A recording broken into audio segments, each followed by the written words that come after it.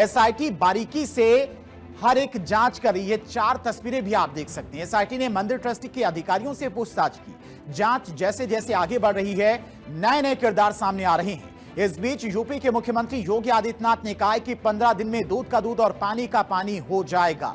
7 दिनों से लगातार एसआईटी की टीम उन लोगों से पूछताछ कर रही है जिनकी भूमिका इसमें संदिग्ध पाई जा रही है, यानी कि मंदिर में जो चढ़ावा आया था उसमें चोरी का शक जिन जिन पर है उनसे पूछताछ की जा रही। साथ ही साथ जो बैंक के कर्मचारी थे, चूंकि ये पैसा बैंक में जमा होता था, उनसे भी पूछताछ की जा रही है। डिजिटल फुटप्रिंट से लेकर कागजी दस्तावेजों तक जांच का दायरा इतना सख्त है कि टीम एक एक कतरन और हर छोटे इनपुट की बारीकी से पड़ताल कर रही है।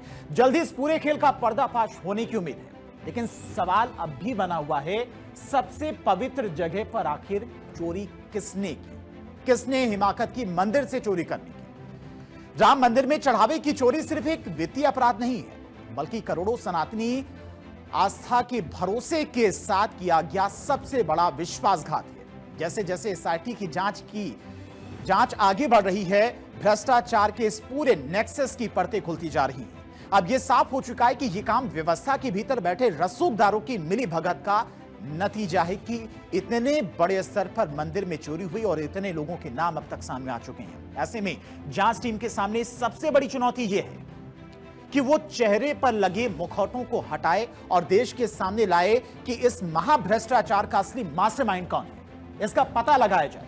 एसआईटी की जांच में अभी तक 150 संदिग्धों के नाम सामने आए। सोचिए, 150 लोग हैं जिन पर यह आरोप है या संदिग्ध हैं जिन्होंने मंदिर में चढ़ावा चोरी किया है। इनमें से 25 लोगों पर कार्रवाई के आसार भी दिखाई दे रहे हैं और जिन लोगों से एसआईटी पूछताछ कर चुकी है उन्हें अगले आदेश तक कहीं बाहर ना जाने की चेतावनी दी गई, यानी कि प्रदेश से बाहर आप नहीं जा सकते जब तक एसआईटी आपसे पूछताछ नहीं कर लेती है। कौन कौन से वो लोग हैं तो आपको बताते हैं। चंपत राय राम मंदिर के ट्रस्ट हैं, महासचिव हैं। 4 से 5 घंटे एसआईटी की टीम इनसे भी पूछताछ कर चुकी है। गोपाल राव की बात करते हैं, राम मंदिर के व्यवस्थापक हैं, पूरी जिम्मेदारी थी व्यवस्था की, इनसे भी पूछताछ की जा रही है। अनिल मिश्रा है, राम मंदिर के ट्रस्ट के संस्थापक सदस्यों में ये शामिल हैं, इन्हें भी प्रदेश से बाहर जाने की हिदायत दी गई है। प्रदेश से बाहर नहीं जा सकते जब तक जांच पूरी नहीं हो जाती है। तो ये प्रमुख चेहरे हैं जिनसे अब तक एसआईटी ने पूछताछ की है और आगे भी पूछताछ जैसे जैसे आगे बढ़ रही है और भी नए किरदार इसमें निकलकर सामने आ रहे हैं। जितने भी संदिग्ध लोग हैं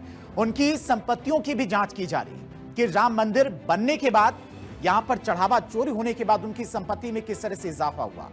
अब इन तीनों से एसआईटी ने काफी देर तक पूछताछ की। सूत्रों के मुताबिक चंपत राय, गोपाल राव और अनिल मिश्रा पर कार्रवाई लगभग तय मानी जा रही, यानी कि ये लोग बच नहीं सकते, इनको पद से हटाया जा सकता है। क्यों शक के दायरे में ये लोग हैं तो वो भी आपको बताते हैं क्यों इन पर शक है। सबसे पहले चंपत राय की बात करते हैं। शिकायत के बावजूद इनके द्वारा कोई एक्शन नहीं लिया गया, यानी कि जो मंदिर में चढ़ावा चोरी हो रहा था उसकी इनको जानकारी दी गई कि इतने लोग हैं जिन्होंने मंदिर से चढ़ावा चोरी किया, इन्होंने कोई एक्शन नहीं लिया, तो इन पर भी कार्रवाई हो सकती है। गोपाल राव, बिना पद के भी अच्छा खासा इनका रुतबा था, लेकिन कोई इंटरफेयर नहीं किया, कोई दखलंदाजी नहीं की कि मंदिर में किस तरह से जो कर्मचारी हैं वो चढ़ावा चोरी कर रहे हैं, इन पर भी कार्रवाई हो सकती है। अनिल मिश्रा है, चढ़ावे की गिनती की सही निगरानी इनके द्वारा नहीं की गई, यानी कि जो पैसा चढ़ावे के लिए आ रहा था उसकी सही से निगरानी नहीं की गई, उसमें बड़ा हेरफेर देखने को मिला, तो इनकी भी लापरवाही है। इसके अलावा एसआईटी के रडार पर कुछ और नाम भी हैं जिनकी भूमिका काफी ज्यादा बड़ी मानी जा रही। चढ़ावा चोरी, चंपत राय का ड्राइवर टिन्नू यादव, इसकी भूमिका सबसे ज्यादा संदिग्ध मानी जा रही है। कैश काउंटिंग स्टाफ, इनसे भी एसआईटी की टीम पूछताछ कर रही है। बैंक कर्मचारियों की भूमिका भी जांच के दायरे में, चूंकि पैसा सारा बैंक में ही जमा होता था, क्या बैंक में कम पैसा जमा किया जा रहा था, इसकी भी पूछताछ की एसआईटी की टीम कर रही है। एसआईटी ने लंबे समय से मंदिर परिसर में तैनात सुरक्षा अधिकारियों, पर्यवेक्षकों और अन्य जिम्मेदार कर्मियों की सूची भी मांगी है। सुरक्षा व्यवस्था से जुड़े कई ऐसे कर्मी का नाम सामने आया है जो पिछले कई वर्षों से मंदिर परिसर से जुड़े हुए हैं। जांच टीम पुराने कर्मचारियों की तैनाती अवधि, जिम्मेदारियां और कार्य क्षेत्र की विस्तृत जानकारी भी जुटा रही है कि इनकी क्या क्या भूमिका थी मंदिर में। कौन कौन से अधिकारी इस वक्त फिलहाल जांच करें वो भी आपको बताते हैं। दरअसल आरएमओ 17 साल से इसकी तैनाती है, इससे भी पूछताछ की जा सकती है। इसके अलावा राम मंदिर चौकी इंचार्ज 5 साल से इनकी तैनाती है, यह भी संदिग्ध के घेरे में है। इन अधिकारियों की पोस्टिंग क्यों नहीं बदली गई, यह सबसे बड़ा सवाल इस वक्त उठ रहा है। 5 साल से चौकी इंचार्ज, बना हुआ है, उसकी पोस्टिंग क्यों नहीं बदली गई, यह भी संदिग्ध के दायरे में है और एसआईटी इससे भी पूछताछ कर सकती है। यानी कि काफी लंबी लिस्ट है जिन्होंने मिलकर राम मंदिर में चोरी की। दरअसल ऐसे कई कर्मचारी हैं जो काफी दिनों से एक ही जगह पर टिके हुए हैं और उनका ट्रांसफर नहीं हुआ है, और इन्हीं में से एक हैं राम मंदिर के रेडियो मेंटेनेंस अफसर यानी कि आरएमओ, जो पिछले 17 साल से एक ही जगह पर तैनात हैं, और उसी तरह से राम मंदिर के चौकी इंचार्ज जो पिछले 5 सालों से एक जगह पर तैनात हैं। अब जब एसआईटी जांच चल रही है तो कई सारे लूप होल सामने आ रही हैं। राम मंदिर के चढ़ावे में करप्शन करने वालों को सीएम योगी ने साफ कह दिया है कि किसी को छोड़ा नहीं जाएगा। शुक्रवार को सीएम योगी अयोध्या के दौरे पर थे, जहां पर उन्होंने राम मंदिर भी पहुंचे थे दर्शन पूजन के। इस दौरान उन्होंने कहा कि जल्द ही सब कुछ सामने आ जाएगा, जो भी दोषी हैं जिन्होंने चढ़ावा चोरी किया उनके खिलाफ कड़ी कार्रवाई होगी। अब चढ़ावा चोरी की जांच कहां आंच। चंदा चोरी की एसआईटी की जांच का आज 7वां दिन है। 15 दिन में जांच पूरी होने की उम्मीद जताई जा रही। सीसीटीवी से लेकर कई सारे सवाल उठ रहे हैं। उन तमाम सीसीटीवी फुटेज को भी एसआईटी की टीम फिलहाल जांच रही है, जो मंदिर परिसर में लगे हुए थे या फिर काउंटिंग सेंटर्स पर लगे हुए थे।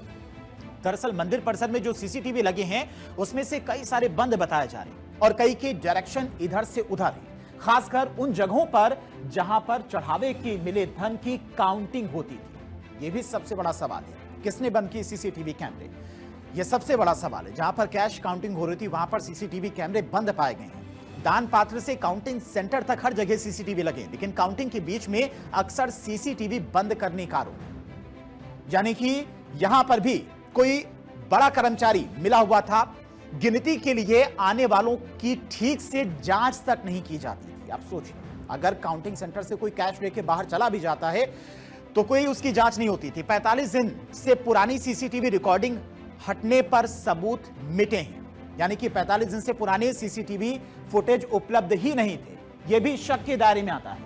और राम मंदिर के चढ़ावे में हुई इस हेराफेरी ने भले ही करोड़ों भक्तों को आहत किया हो, लेकिन एसआईटी की मौजूदा मुस्तैदी ने एक नई उम्मीद जगाई है। एक एक बारीकी से सबूत को जोड़ने में जुटी जांच टीम जिस आक्रामक अंदाज में आगे बढ़ रही है, उससे साफ है कि साजिश का काउंटडाउन शुरू हो चुका है। उम्मीद की जा रही कि बहुत जल्द ना सिर्फ इस महाचोरी का पूरा सच देश के सामने होगा, बल्कि दोषियों पर ऐसी मिसाल बनने वाली कार्रवाई होगी कि भविष्य में कोई भी आस्था के साथ में खिलवाड़ करने की हिम्मत नहीं कर सकेगा।